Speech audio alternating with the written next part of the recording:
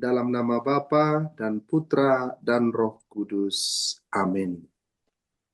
Allah yang Maha Bijaksana, pada sore hari ini kami datang ke hadapan-Mu untuk berdoa bersama Santo Padre Pio merenungkan kerahiman-Mu. Beberapa nanti. Engkau dengan murah hati memberkati hamba-Mu Santo Pio dari Pietrelcina dengan karunia Roh Kudus. Engkau menandai tubuhnya dengan 5 luka Kristus yang disalibkan, sebagai saksi yang kuat akan sengsara dan kematian putramu yang menyelamatkan.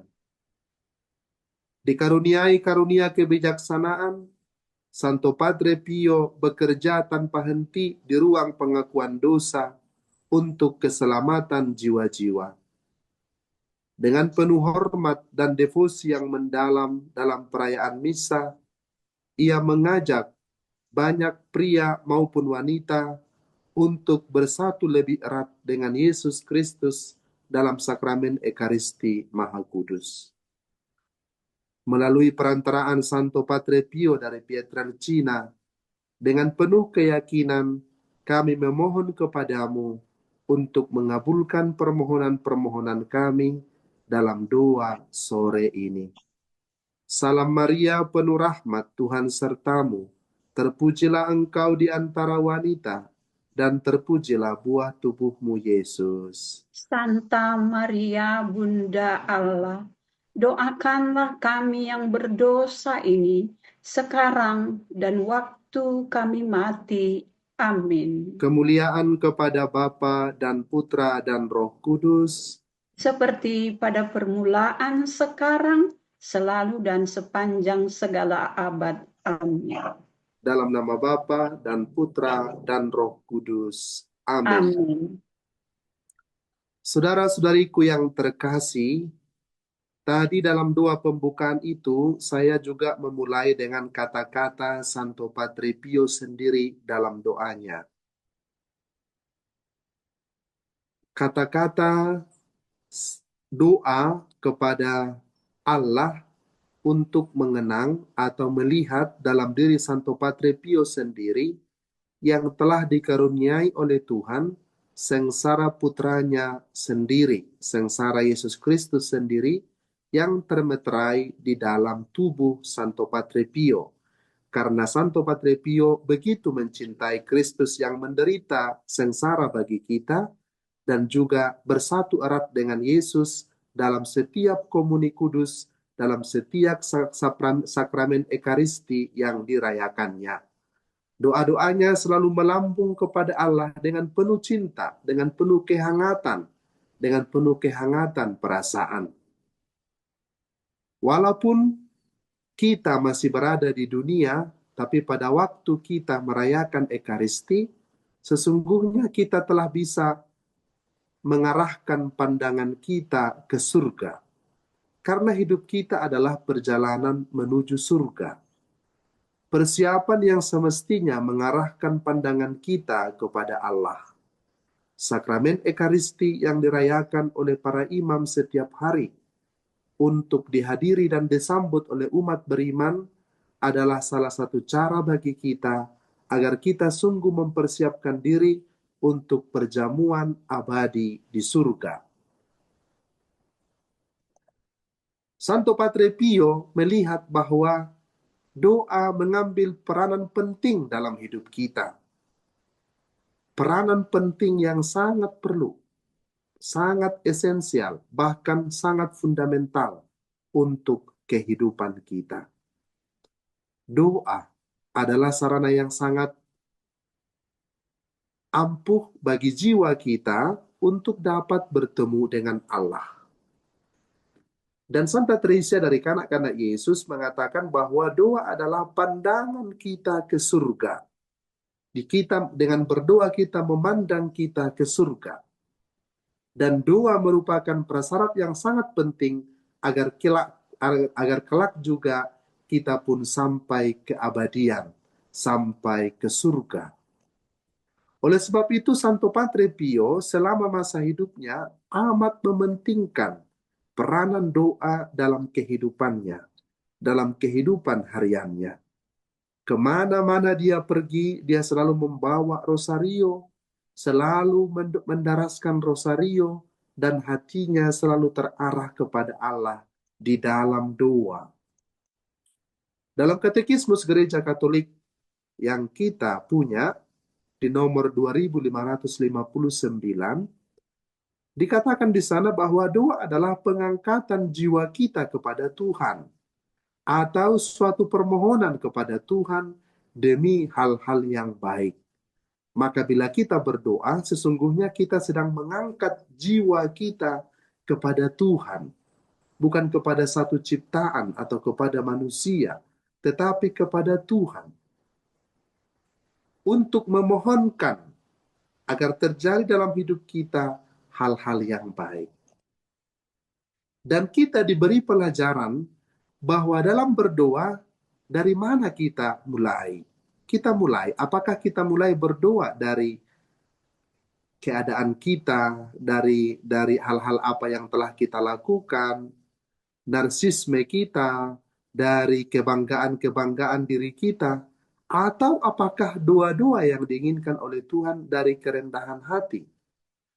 Orang yang berdoa dengan menunjukkan segala kemampuannya, kehebatannya kepada Tuhan, sesungguhnya salah memposisikan arti doa, salah mengerti berdoa. Berdoa, kita harus datang dari tempat yang paling rendah, dari jurang, dari hati yang penuh sesal, dari hati yang penuh dengan penyesalan atas segala dosa kita. Dan dengan itu kita merendahkan diri kepada Allah, dan Allah sendiri yang akan meninggikan kita, bukan diri kita sendiri yang akan meninggikan diri kita. Maka setiap kita berdoa pukul 3 sore, pada jam kerahiman atau pada waktu jam-jam manapun, kerendahan hati adalah dasar doa kita. Karena sebenarnya kita tidak tahu bagaimana seharusnya harus berdoa. Rasul Paulus dalam suratnya kepada jemaat di Roma, bab 8 ayat 26, dia mengatakan, sesungguhnya kita tidak tahu bagaimana sebenarnya harus berdoa, tetapi Roh Kudus sendirilah yang berdoa bagi kita dengan keluhan yang tidak terucapkan. Jadi doa kita bukan senantiasa hanya mau menunjukkan kata-kata kita, kecerdasan kita untuk merangkai kata, atau menyusun kalimat. Bukan itu doa yang sesungguhnya. Doa yang sesungguhnya adalah berasal dari curahan hati yang rendah, yang menyesal, yang mengerti kediriannya, yang mengerti siapa dirinya di hadapan Allah. Oleh sebab itu, supaya kita mendapat anugerah kerendahan hati dalam doa ini, kita harus bersikap rendah hati. Bersikap rendah hati. Karena di depan Allah, kita semua adalah pengemis. Kita semua adalah orang yang perlu dikasihani. Di hadapan Allah, kita semua adalah orang-orang yang membutuhkan kekuatannya, yang membutuhkan cintanya. Oleh sebab itu, siapapun kita, bila tidak memiliki sikap kerendahan hati, maka doa kita itu terasa sia-sia.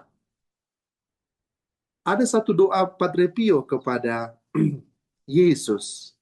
Dia mengatakan, "Oh Yesusku, berilah aku kekuatan-Mu ketika sifatku yang lemah memberontak melawan kesusahan dan penderitaan hidup di pengasingan ini, dan mampukan aku untuk menerima segala sesuatu dengan ketenangan dan kedamaian.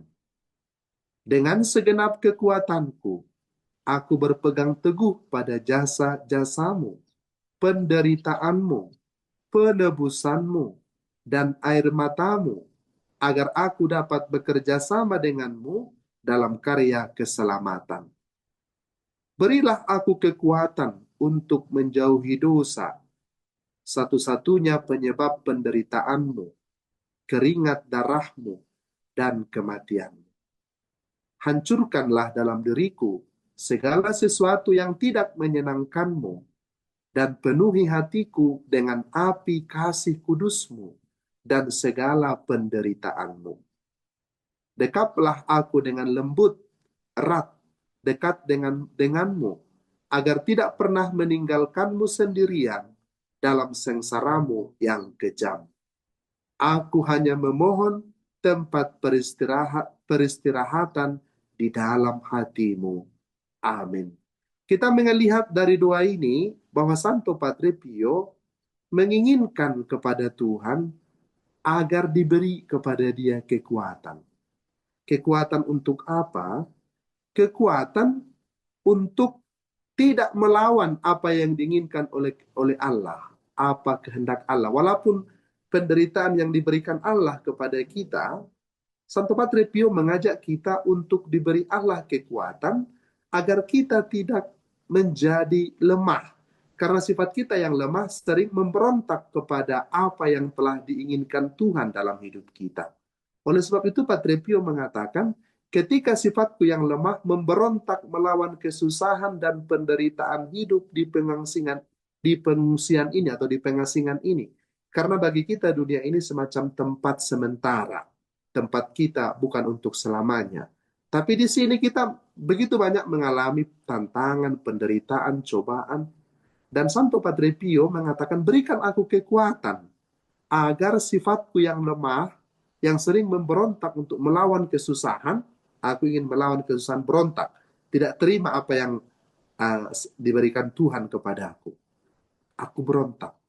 Maka Santo Padre Pio meminta justru bukan supaya dihilangkan penderitaan itu dalam dirinya, tapi justru supaya diberi kekuatan agar kelemahannya untuk menghindari salib itu dijauhkan. Justru Padre Pio meminta kekuatan. Maka dia katakan, dengan segenap kekuatanku, aku berpegang teguh pada jasa-jasamu, penderitaanmu, penebusanmu, dan air matamu, agar aku dapat bekerja sama denganmu dalam karya keselamatan. Jadi, bila kita bersatu dengan dengan kekuatan kita, berpegang teguh pada jasa-jasa putra Allah, yakni Yesus Kristus sendiri, kepada air matanya, dan kita mempersatukan itu semua dengan penderitaan kita sendiri, maka kita dapat bekerja sama dengan Dia dalam karya keselamatan. Nah, dan yang paling penting juga diminta oleh Santo Padre Pio ialah, berilah aku kekuatan untuk menjauhi dosa. Itu yang diminta oleh Padre Pio. Jadi bukan supaya hidupnya ringan, supaya hidupnya enak, supaya hidupnya senang-senang. Padre Pio tidak meminta seperti itu. Padre Pio meminta kekuatan untuk menjauhi dosa. Sebab apa? Karena satu-satunya penyebab penderitaan Yesus, penyebab keringat Yesus, penyebab kematian Yesus adalah dosa-dosa manusia. Oleh sebab itu Santo Padre Pio memohon kepada Tuhan, berikan aku kekuatan untuk menjauhi dosa. Dan kemudian dia katakan, hancurkan dalam diriku segala sesuatu yang tidak menyenangkanmu. Dan penuhi hatiku dengan api kasih kudusmu dan segala penderitaanmu. Itu Santo Padre Pio minta. Hancurkan dalam diriku segala sesuatu yang tidak menyenangkanmu. Berarti kalau tidak menyenangkan Tuhan, entah itu mungkin menyenangkan hati kita, tetapi tidak menyenangkan Tuhan, Santo Padre Pio mengatakan, hancurkan itu Tuhan dalam diriku. Agar aku hanya dapat dipenuhi oleh api kasih kudusmu dan dipenuhi oleh segala penderitaanmu. Karena dengan penderitaanmu itu aku diselamatkan. Maka dikatakan oleh Santo Padre Pio, dekaplah aku dengan lembut, erat, dekat denganmu, agar tidak pernah meninggalkanmu sendirian dalam sengsaramu yang kejam. Aku hanya memohon tempat peristirahatan di dalam hatimu. Luar biasa mendalam doa Santo Padre Pio ini kepada kita. Bila kita renungkan, aku hanya ingin beristirahat di dalam dekat hatimu, Tuhan. Jangan biarkan aku meninggalkan Engkau dalam sengsaramu. Biarkan aku ikut merasakan. kecenderungan dari kita manusia adalah kita selalu ingin menghindari tanggung jawab, menghindari beban karena tanggung jawab itu. Oleh sebab itu kita sering menjadi manusia-manusia yang lemah. Kita sering menjadi manusia-manusia yang tidak tahan uji. Gampang sekali untuk tidak kuat di hadapan Tuhan. Maka bila merenungkan apa yang dikatakan oleh Santo Padre Pio ini, penderitaan apapun yang kita alami, apabila penderitaan itu semakin mendekatkan diri kita kepada penderitaan Yesus, maka kita akan mengalami kekuatan. Kita tidak ingin lari jauh-jauh dari salib. Sama seperti yang dikatakan oleh Santa Faustina kepada Yesus. Tuhan, aku tidak ingin Engkau menurunkan aku dari salib itu. Tetapi berikan aku kekuatan untuk bertahan di dalam salib itu.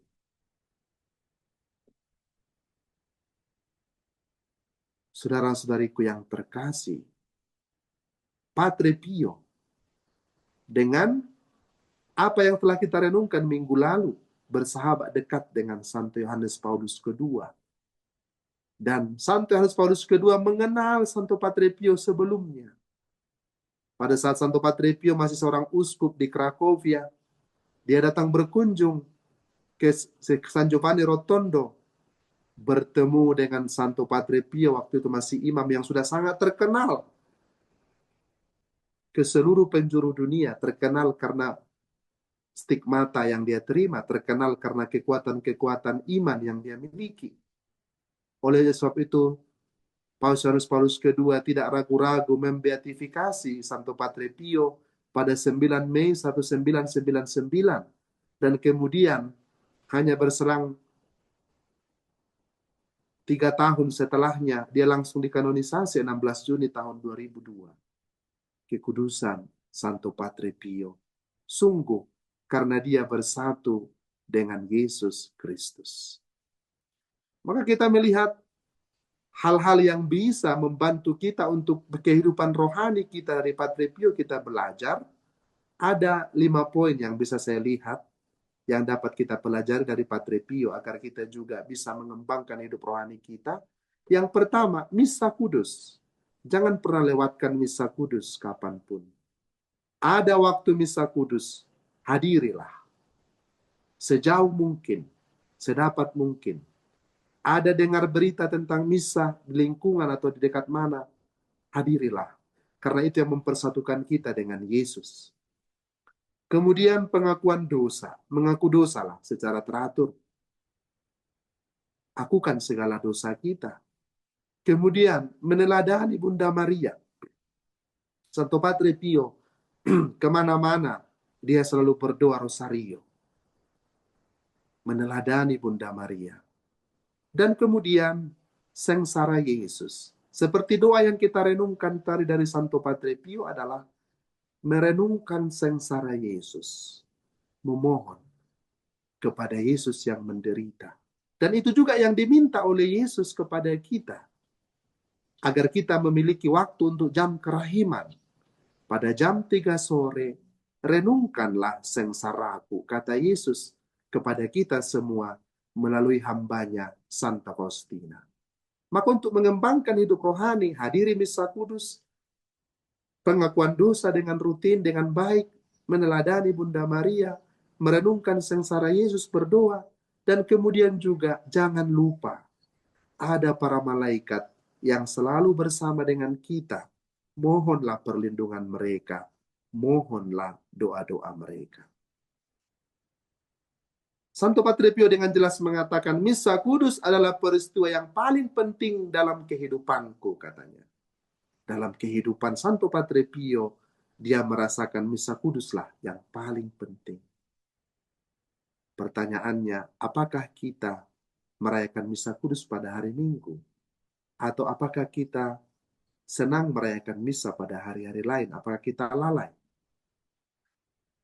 Setiap misa suci yang didengarkan dengan penuh bakti menghasilkan di dalam jiwa kita pengaruh yang mengagumkan, rahmat rohani dan jasmani yang berlimpah, yang kita sendiri tidak ketahui. Santo Padre Pio mengatakan pernah, lebih mudah bagi bumi untuk berada tanpa matahari dibandingkan tanpa kurban suci misa.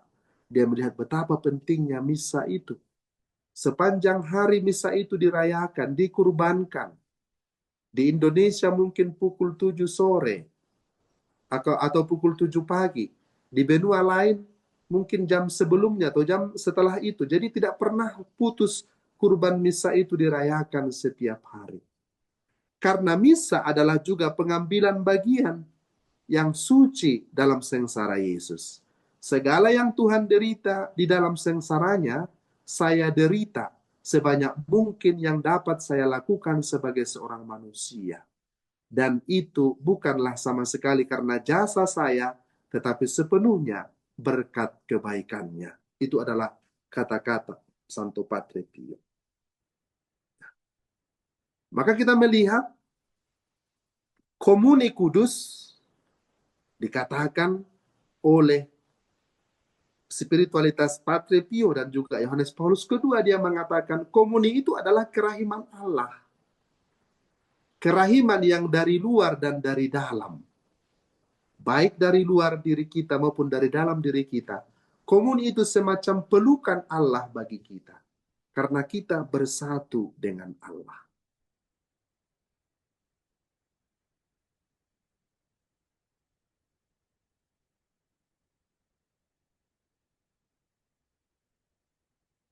Dan yang berikut juga yang paling penting bagi kehidupan rohani kita untuk mengetuk pintu kerahiman Allah.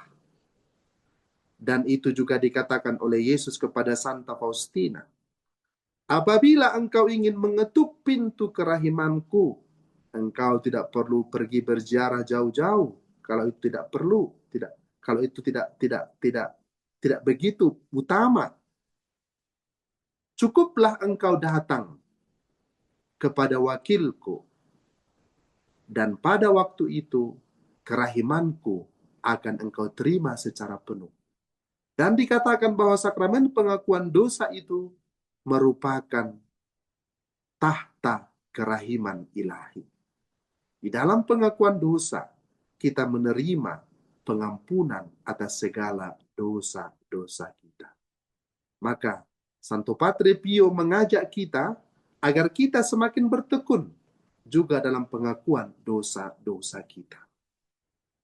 Saudara-saudariku yang terkasih, begitu banyak yang bisa kita merenungkan kerahiman ilahi dalam diri Santo Padre Pio ini. Yang paling utama yang saya mau ajak para saudara-saudari sekalian pada hari ini adalah mari kita ingat apa yang dikatakan oleh Santo Padre Pio tentang doa. Santo Padre Pio dengan jelas mengatakan, doa adalah satu senjata bagi kita dan kunci yang membuka hati Allah. Oleh sebab itu jangan sia-siakan doa. Setiap kali kita berdoa, ingatlah itu adalah senjata bagi kita. Dan juga kunci yang dapat membuka hati Allah. Ini kita akan masuk dalam jam kerahiman. Mari kita menyediakan waktu kita, hati kita, sepenuhnya diri kita untuk mengambil kunci itu sejenak. Dan mari kita buka pintu kerahiman Allah. Dan sangat jelas dikatakan oleh Yesus kepada Santa Faustina, pada jam kerahiman itu aku tidak menolak apapun permintaan jiwa-jiwa yang sesuai dengan kehendakku. Maka mari kita ambil kunci itu, kita buka hati Allah dengan membuka pintu kerahimannya. Tetapi dengan syarat, dengan kerendahan hati yang penuh, dengan penyesalan atas segala dosa-dosa kita, maka kerahimannya akan memancar bagi kita. Mari kita berdoa. Allah yang Maha Rahim, pada jam kerahiman ini kami datang ke hadapan-Mu untuk masuk ke dalam kasih-Mu yang tidak terbatas, yang laksana lautan kerahiman, yang memenuhi hidup kami. Tuhan, Engkau hadir di sini.